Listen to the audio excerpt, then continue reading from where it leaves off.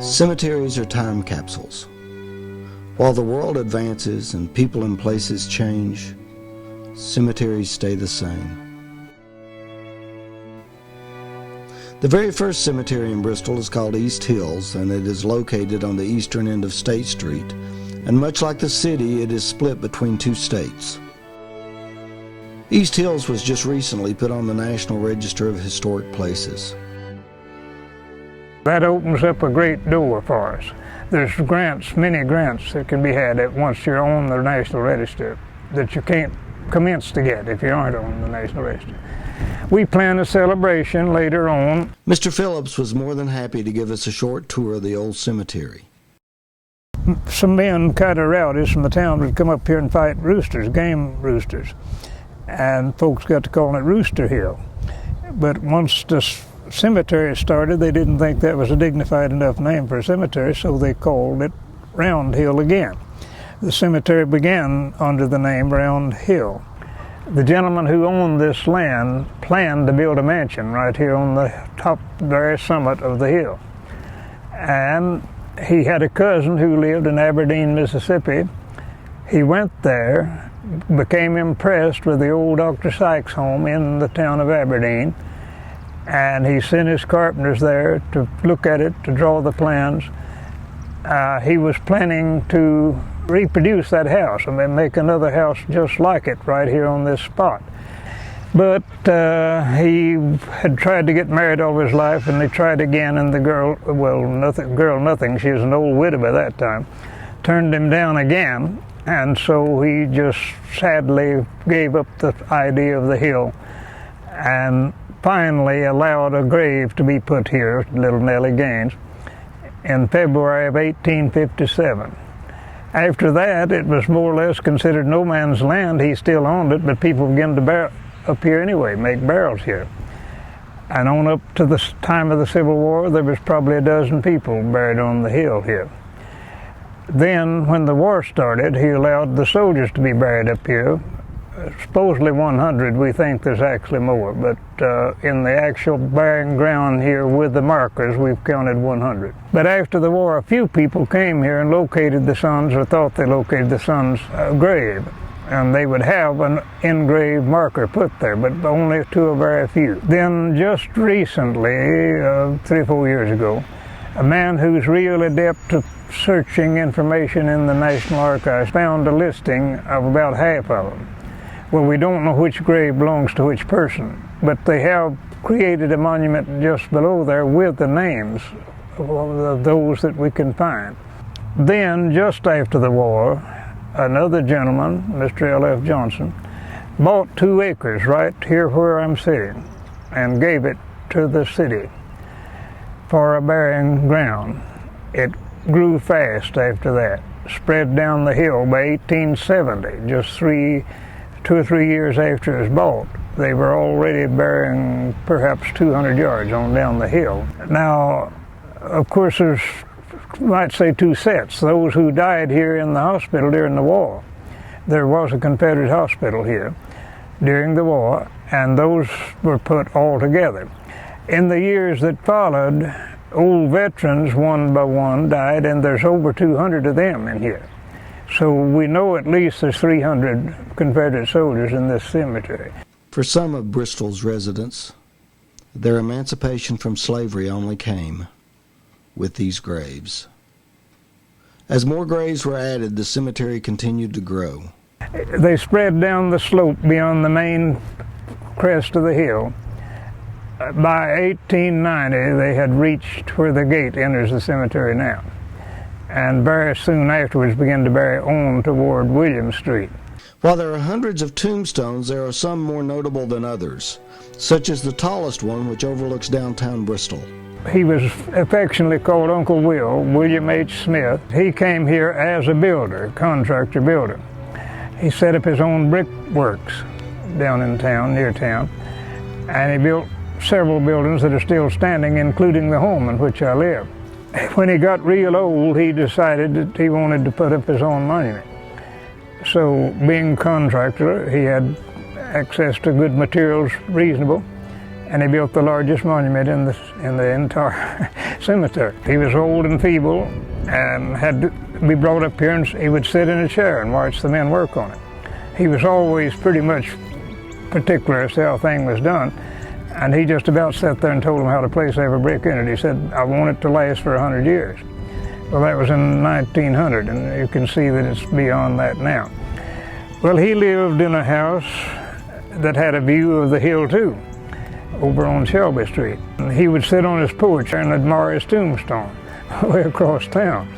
Well, one day he was sitting there reading the paper, and it was for my mother, and his head just dropped over. He died. When they put the block in for him, they made a poem about that. As gently falls a babe to sleep upon his mother's breast, reclining in his easy chair, he fell to heavenly rest. W.W. James, his daughter, was the grand dame of the house where I lived. She was the wife of Captain Wood, Laura Lucretia James Wood. And she is buried down beneath the big maple tree down here. He set that maple in 1895. He does have one daughter right there by him.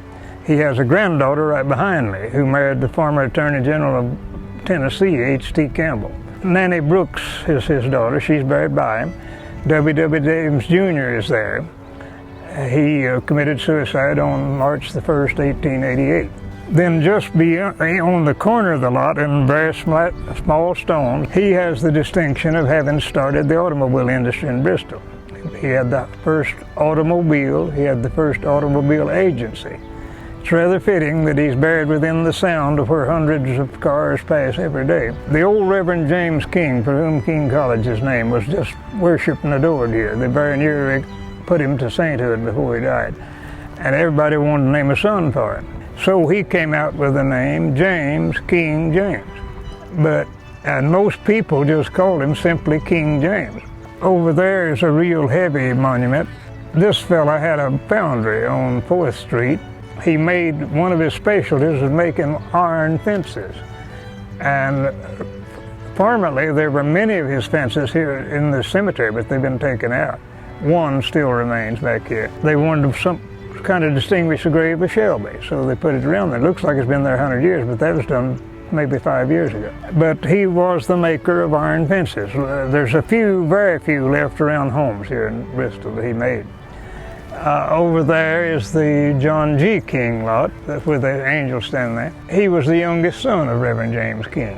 Always tried to be as wealthy as his father, but he never did make it. However, he did have enough money to buy what was the most expensive monument in the cemetery at that time, $500. It was made in Italy, but it was bought from a jobber, a wholesale dealer in Baltimore, Maryland. And the two stones down there side by side that have recently been reclaimed, that is, the white one has been cleaned just very recently. That's the first two presidents of King College, side by side. The younger one married the two daughters of the older one. One daughter didn't live too long and he married another. I really doubt if there's another place in America where two college presidents are buried side by side. As I mentioned, the Attorney General of Tennessee, H.T. Campbell, over near the big cedar there, that gray granite stone that's kind of an obelisk, that was Isaac Fowler, I.C. Fowler. He was the editor of the Bristol News here for many years. We owe a lot to him, I do especially, because about half of my first book was taken on information in his old newspaper file. Yeah, that's Angel George Nichols. That was his nickname, Angel George. And now, as to why that trumpet is on there, I don't know.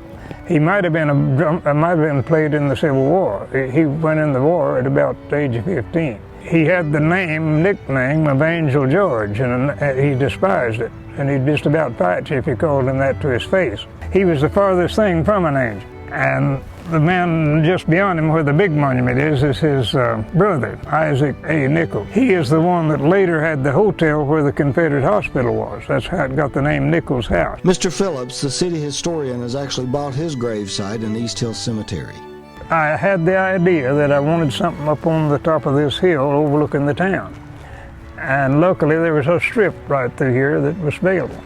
On that strip of land there is already a dogwood tree that took a little bit of a beating during the last hailstorm, and this historic marker, if read, sounds a lot like Mr. Phillips has already passed on. but it was written with the idea that it would be gone someday. So it had to be put that way. It would have sounded strange. I had a strange, unusual experience about that. I was up here one day, just roaming around one Sunday afternoon, and a car was slowly moving around the circle here, and they pulled out down there, and I figured this wanted information, so I made myself available, stood by the roadside and waited for them. And they came down here, and a young woman and a young man, they were both college students, were in the car.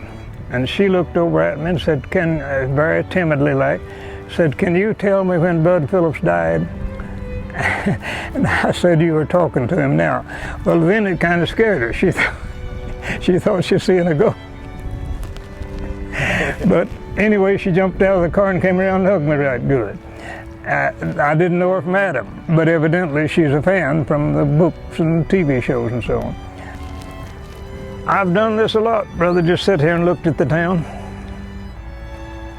Mr. Phillips had a bench put on his small strip of land, and he wrote a short greeting to any traveler that might come by.